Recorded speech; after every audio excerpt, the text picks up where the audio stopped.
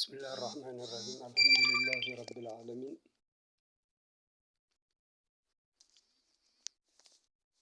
الحمد لله رب العالمين، والصلاة والسلام على أشرف الأنبياء والمرسلين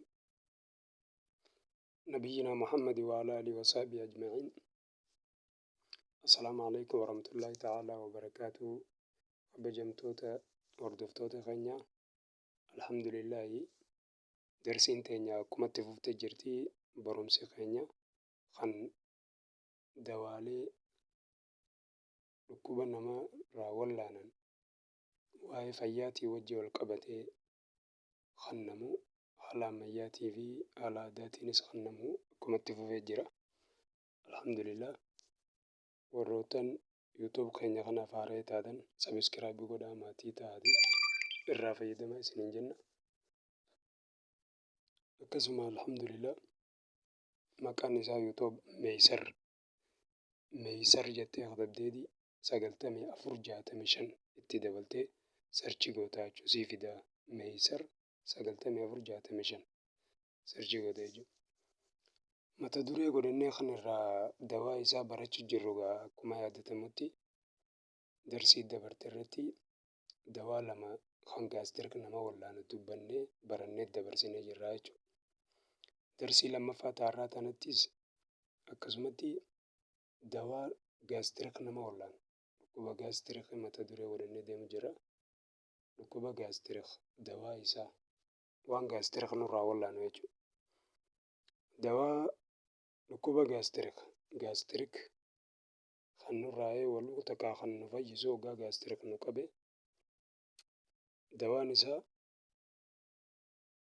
kan lammaffaa alcilaaju bithoomiyya qullubbiidhaaniif wallaanu. Fakkeenyaaf nuti kiniina omepiraazol san furanneeti takkaa shurooppii furanneef wallaanu yaalii goona san daran caala waan mana keessa yeroo jiru nu dhiyaatan faarmaasii dhaquun barbaanne jira jechuudha. Karaa aadaatiin alcilaaju bithoomiyya qullubbiidhaaniif wallaanu.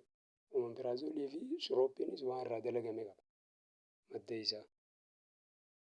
Na kallattiidhaan yoo qullubbii furannee yeroo nu keessanitti nurraa dhaabbachuu danda'a jechuudha. Alcilaaju bithoomiyya kiniina fudhachuurra waan silaa kallattii warshaan seeniin kana wanni kun waan garaa keessa gaddeemu jecha waan warshaan seeniin kana yoo fudhanne irra nagayaa jechuu garaa keenyaafillee. Haalli uumama qochumaa keenyaatii fi haala biqilootaatti wajji waan wal irra wajji. Alcilaaju bithoomiyya qullubbiidhaaniif wallaanuun يعتبر الثوم من أكثر المواد التي لها فعالية لقتل البكتيريا. qullubbiin tun sadarkaa guddaa keessa ilaalamti dawootan baakteeriyaa garaacha namaa keessa taa'ee garaacha namaa nyaatee gaastirika nama fidan namarraa ajjeesuu keessatti sadarkaa guddaan lakkaa'amti jedha. Kanaafuu waa ilaaj jarzuumatil macdaa isii tana firraa gaastirika firraa wallaanuun qullubbii fayyadamanii fi danda'amaa qullubbiin dawaa gaastirikii jedhagaa. Har'a wanni wal barsiifnu dawaan gaastirika tokko qullubbiidha.